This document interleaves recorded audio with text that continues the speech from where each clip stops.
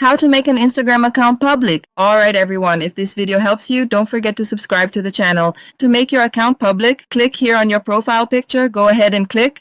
Now go to these three lines here, tap on the three lines. This menu will open up. In this menu, scroll down a bit and click on this option, Account Privacy. As you can see here, this account is already set to private. So you click. After clicking, you'll see the option where you can make this account public, okay? So it's checked here, you'll uncheck it, just tap on this circle. They'll show you this warning that when you make your account public, anyone will be able to see your posts, reels, stories, and much more, okay? This won't change who can message you, mention you, and so on. So you'll simply click here below on the option Make Public, click it, and that's it. I've just made the Instagram account public. It already shows this message here, okay?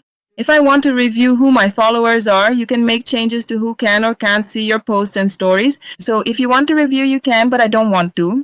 I'm just going to click cancel here because I just wanted to show how to make your Instagram account public, okay? If I helped, subscribe to the channel.